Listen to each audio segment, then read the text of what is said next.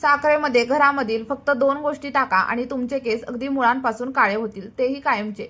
फक्त एकदा करून बघा आणि जर तुम्हाला संपूर्ण रिझल्ट हवा असेल तर प्रोसेस खूप जास्त महत्त्वाची आहे. त्यामुळे व्हिडिओ संपूर्ण बघा आणि स्टेप बाय स्टेप फॉलो करा. जर व्हिडिओ तुम्हाला आवडला तर तुमच्या मित्रपरिवारासोबत शेअर करायला देखील अजिबात विसरू नका. चला तर मग यासाठी आपल्याला साखरेमध्ये अशा कोणत्या गोष्टी ॲड करायच्या आहेत ते आपण बघूया. आणि यामध्ये आपण मोजून फक्त 2 ते 3 गोष्टींचाच वापर करणार आहोत आणि त्याही आपल्या घरामध्ये अगदी सहज अवेलेबल असतात. चला तर मग जास्त वेळ न घालवता आपल्या रेमेडीला आपण सुरुवात करूया. पण त्या अगोदर तुम्ही आपला हा व्हिडिओ नक्की कोणत्या गावामधून किंवा मग कोणत्या शहरामधून पाहताय मला कमेंटमध्ये सांगायला अजिबात विसरू नका. तर बघा, रेमेडी बनवण्यासाठी सगळ्यात पहिल्यांदा आपण साखरेचा वापर करणार आहोत. आणि आता तुमच्या मनामध्ये फक्त एकच प्रश्न पडला असेल की साखर आपण केसांवरती नक्की कशा प्रकारे वापरणार आहोत. तर व्हिडिओमध्ये मी पुढे सगळं काही सांगणार आहे, त्यामुळे तुम्ही हा व्हिडिओ शेवटपर्यंत नक्की बघा. आणि साखर आपल्या शरीरासाठी जेवढी प्रमाणात हानिकारक असते तेवढीच जास्त ती आपल्या केसांसाठी फायदेशीर असते. यामुळे आपल्या केसांमध्ये मॉइश्चर टिकून राहण्यासाठी मदत होते. आणि त्यासोबतच जर तुमचं स्कॅल्प ऑइली वगैरे असेल किंवा मग केसांमध्ये कोंडा वगैरे असेल ना, तर ते सगळं काही हळूहळू कमी होण्यासाठी तुम्हाला मदत होत असते. आता बघा, रेमेडी बनवण्यासाठी सगळ्यात पहिल्यांदा तुम्हाला एक भांडं घ्यायचं आहे. तुमच्याकडे जे कोणतं भांडं आहे ते तुम्ही घेतलं तरी देखील चालेल. आणि त्यानंतर याच भांड्यामध्ये आपल्याला साधारणतः 4 ते 5 चमचे एवढी साखर ॲड करायची आहे. आता मी 4 ते 5 चमचे का म्हटले, तर माझ्याकडचा चमचा थोडासा छोटा आहे. पण जर तुमच्याकडचा चमचा मोठा असेल तर तुम्ही फक्त 3 चमचे किंवा मग 4 चमचे एवढीच साखर इथं घ्यायची आहे. आता इथं साखरेचं प्रमाण तुम्ही तुमच्या केसांच्या लेंथनुसार कमी किंवा जास्त देखील करू शकता. पण साधारणतः 4 चमचे जर तुम्ही साखर घेतली तर ती आपल्या केसांसाठी अतिशय पुरेशी होते. त्यामुळे इथं मी तुम्हाला प्रमाण सांगितलेलं आहे.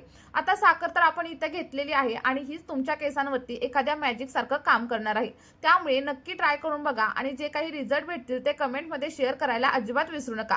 आता बघा, त्यानंतर आपल्याला इथं साधारणतः 2 चमचे एवढी चहापत्ती देखील या मिश्रणामध्ये ॲड करायची आहे. आणि चहा पावडर बघू शकता, इथं मी रेग्युलर जी वापरते तीच चहा पावडर इथं घेतलेली आहे. मी तुम्हाला पर्टिक्युलर एखाद्या ब्रँडचं वगैरे नाव अजिबात सांगणार नाहीये. तर तुमच्या घरामध्ये जी कोणती चहापत्ती अवेलेबल असेल तिचा वापर तुम्ही या रेमेडीसाठी नक्कीच करू शकता. आता जसं की मी तुम्हाला सांगितलं, माझ्याकडील चमचा थोडासा लहान आहे, त्यामुळे मी त्याच्या प्रमाणामध्येच इथं चहापत्ती घेतलेली आहे. पण तुमच्याकडे जर चमच्याचं साईज लहान मोठं असेल तर त्याप्रमाणे तुम्ही चहापत्तीचं प्रमाण देखील कमी जास्त नक्कीच करू शकता. इथे मी साधारणतः 2 चमचे एवढी चहापत्ती याच्यामध्ये ॲड केलेली आहे. आणि त्यानंतर आपल्याला दोन्ही गोष्टी अगदी व्यवस्थित अशा मिक्स करून घ्यायच्या आहेत. आणि जसं की मी तुम्हाला म्हटलं की यामध्ये आपण आणखी एक तिसरी गोष्ट टाकणार आहोत आणि तिन्ही घटकांपासून आपण नॅचरल असा हेअर डाय बनवणार आहोत. तर पुढे मी तुम्हाला सांगणार आहे की यामध्ये कोणता घटक ॲड करायचा, पण त्या अगोदर या 2 घटकांची जी काही प्रोसेस आहे ती आपण पाहूयात. बघा, चहा पावडर आणि साखर यांना मी व्यवस्थित असं मिक्स केलंय आणि त्यानंतर हे मिश्रण आपल्याला गॅसवरती ठेवायचं आहे. आता हे सगळं मिश्रण आपल्याला गरम करायचं आहे. आणि गरम म्हणजे जोपर्यंत आपली साखर त्या भांड्याला चिटकायला सुरुवात होत नाही तोपर्यंत आपल्याला थोडं थोडं याला हलवत राहायचं आहे. आणि साखर जेव्हा तुम्हाला असं वाटेल की विरघळायला सुरुवात झालेली आहे तेव्हा आपल्याला काय करायचं की याच्यामध्ये पाण्याचा वापर करायचा आहे. तर तुम्ही इथं बघू शकता, आपली साखर हळूहळू मेल्ट व्हायला सुरुवात झाली आहे. आणि जेव्हा साखर मेल्ट व्हायला सुरुवात होते तेव्हा यामधील जी काही चहापत्ती आहे ना ती देखील व्यवस्थित अशी भाजली जाते. आणि त्यामधील जी काही आपलं पोषक घटक आहेत ते याच्यामध्ये उतरायला देखील सुरुवात होते. म्हणजेच काय, तर आपल्याला साखर कॅरमलाइज करून घ्यायची आहे. आणि त्यानंतर बघा, आपण याच्यामध्ये साधारणतः अर्धा कप किंवा मग अर्धा ग्लास एवढं पाणी ॲड करणार आहे. आता पाणी ॲड केल्याच्या नंतर तुम्हाला साखर थोडीशी घट्ट झालेली इथं दिसत असेल, पण काळजी करू नका, थोडंसं हलवल्यानंतर ही साखर अगदी व्यवस्थित अशी विरघळून जाते. आणि बघा, आता तुम्हाला प्रश्न पडला असेल की इथं तुम्ही चहा वगैरे बनवताय की काय, पण असं अजिबात नाहीये. तर मी तुम्हाला तुमच्या केसांसाठी एक नैसर्गिक असा डाय कसा तयार करायचा याचीच प्रोसेस सांगत आहे. आणि ही आपली प्रोसेस अजून देखील पूर्णपणे कंप्लीट झालेली नाहीये, तर आणखी 50% प्रोसेस इथं आपली कंप्लीट झाली आहे. बघा, पाणी ॲड केल्याच्या नंतर व्यवस्थित असं त्याला हलवून घ्या, जेणेकरून आपली जी काही साखर आहे ती व्यवस्थित अशी पाण्यामध्ये विरघळून जाईल. आणि तुम्ही इथं बघू शकता, जसं जसं आपण पाण्याला हलवत आहे तसं तसं पाण्याचा रंग देखील डार्क झालेला आहे. आणि सोबतच घट्ट झालेली साखर देखील आता व्यवस्थित असं विरघळायला सुरुवात झाली आहे. बघा, जसं जसं तुम्ही पाण्याला व्यवस्थित असं बॉईल करून घ्याल तेव्हा तुम्हाला पाण्यामध्ये थोडासा चिकटसरपणा आलेला जाणवेल. आणि तुम्हाला गॅसची फ्लेम अगदी मीडियम किंवा लो ठेवायची आहे. हाय गॅसची फ्लेम अजिबात करू नका. किंवा मग तुम्ही अगदी 2 मिनिटांसाठी हाय गॅसची फ्लेम केली तरी देखील चालेल, जेणेकरून काय होईल, आपलं सगळं काही मिश्रण व्यवस्थित असं बॉईल होईल आणि व्यवस्थित असं बॉईल झाल्याच्या नंतर आपलं जे काही साखरेचं पाणी आहे ते थोडंसं घट्ट होण्यासाठी सुरुवात होईल आणि जेव्हा ते थोडंसं घट्टसर होईल तेव्हा आपल्याला पुढची प्रोसेस देखील इथं करायची आहे। पण त्या अगोदर तुम्हा सगळ्यांना एक छोटीशी विनंती आहे, तुम्ही आपला हा व्हिडिओ नक्की कोणत्या शहरामधून किंवा मग कोणत्या गावामधून पाहत आहात कमेंटमध्ये सांगायला अजिबात विसरू नका, जेणेकरून मला देखील समजेल की माझे व्हिडिओ नक्की कुठपर्यंत पोहोचत आहेत आणि कोणाकोणाला हेल्प करत आहेत। तर तुम्ही इथं बघू शकता आपलं सगळं काही पाणी व्यवस्थित बॉईल झालेलं होतं आणि त्या लेवलला तुम्हाला आणखी थोडंसं पाणी याच्यामध्ये ऍड करायचं आहे। आणि लक्षात ठेवा, दुसऱ्या टायमिंगला जेव्हा आपण याच्यामध्ये पाणी ऍड करतोय तेव्हा तुम्हाला हे मिश्रण जास्त वेळ शिजवायचं नाहीये। हे पातळ असतानाच तुम्हाला गॅसची फ्लेम बंद करायची आहे। म्हणजेच काय तर साधारणतः दुसऱ्यांदा पाणी ऍड केल्याच्या नंतर आपल्याला 1 मिनिटांसाठी हे पाणी व्यवस्थित असं बॉईल करून घ्यायचं, जेणेकरून पाणी ऍड केल्याच्या नंतर जे काही आपलं मिश्रण थंड झालेलं होतं ते थोड्याशा प्रमाणावरती गरम होईल। बघा, अगदी 1 मिनिटासाठी किंवा मग 2 मिनिटांसाठी व्यवस्थित असं बॉईल करून घ्या।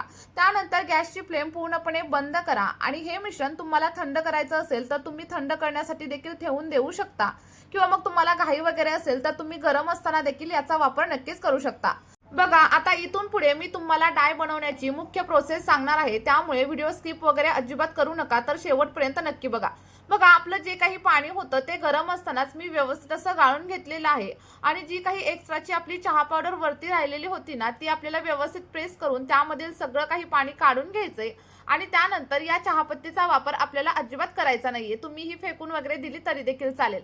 आणि त्यानंतर खाली तुम्ही बघू शकता जे काही आपलं चहापत्ती आणि साखरेपासून बनवलेलं पाणी आहे ते इथं रेडी झालेलं आहे आणि हे चिकट वगैरे पाणी अजिबात नाहीये, त्यामुळे तुम्हाला अजिबात टेन्शन वगैरे घ्यायची गरज नाहीये, कारण ही रेमेडी पूर्णपणे ट्राईड आणि टेस्टेड आहे, त्यामुळे तुम्ही अगदी निश्चितपणे याचा वापर नक्कीच करू शकता। आता हे तयार झालेल्या पाण्याचा वापर आपल्याला कसा करायचा हे देखील आपण पुढे पाहणार आहोत। बघा, यासाठी आपल्याला काय करायचंय तर एक लोखंडाचं भांडं घ्यायचं आहे। तुमच्याकडे जे कोणतं लोखंडाचं भांडं असेल ते तुम्ही इथं घेऊ शकता आणि लक्षात ठेवा, तुम्हाला फक्त लोखंडाच्या भांड्याचाच वापर करायचा आहे, कारण आपण इथे डाय बनवत आहोत आणि लोखंडाच्या भांड्यामध्ये डाय बनवल्यानंतर त्याचा जो काही कलर आहे तो आपल्या केसांवरती अगदी जास्त प्रमाणामध्ये येण्यासाठी मदत होत असते। आता मी इथं एका तव्याचा वापर करते आणि आपण जे काही पाणी बनवलेलं होतं ते सगळं काही पाणी तव्यावरती टाकायचं आणि व्यवस्थित असं बॉईल होऊ द्यायचं। आता बघा, साधारणतः 2 उकळ्या आपल्याला इथं पाण्याच्या काढून घ्यायच्या आहेत आणि म्हणजेच काय तर सगळं काही पाणी आणखी एकदा व्यवस्थित असं बॉईल करून घ्यायचं आहे आणि त्याच्यावरती बबल्स यायला सुरुवात झाल्यानंतर आपण याच्यामध्ये जो काही आपला तिसरा आणि सगळ्यात महत्त्वाचा घटक आहे तो ऍड करणार आहे।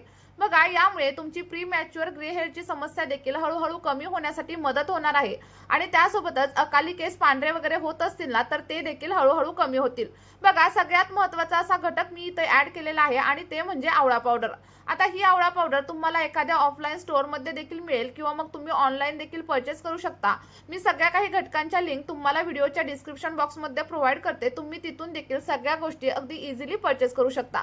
बघा, आवळा पावडर ऍड केल्याच्या नंतर अगदी 1 ते 2 मिनिटांसाठी आपल्याला व्यवस्थित असं मिक्स करून घ्यायचं आहे आणि जेव्हा तुम्ही हा डाय काळ्या भांड्यामध्ये म्हणजेच लोखंडाच्या भांड्यामध्ये बनवता तेव्हा त्याचा रिझल्ट पाहून तुम्ही देखील आश्चर्यचकित व्हाल, कारण हा डाय जेव्हा तुम्ही केसांवरती अप्लाय कराल तेव्हा एका वापरामध्ये काहीच जाणवणार नाही, पण सलग 1 महिन्यासाठी जर तुम्ही या डायचा वापर केलात तर खरंच तुमचे केस अगदी 100 नाही तर 101% काळे होण्यासाठी मदत होईल आणि त्यासोबतच जर प्री मॅच्युअर ग्रे हेअर्स वगैरे असतील ना तर ते देखील हळूहळू कमी होण्यासाठी मदत होईल आणि या डायमुळे तुमचे केस रफ वगैरे होणार नाहीत, जसं की केमिकल युक्त डायचा वापर केल्यामुळे होत असतात।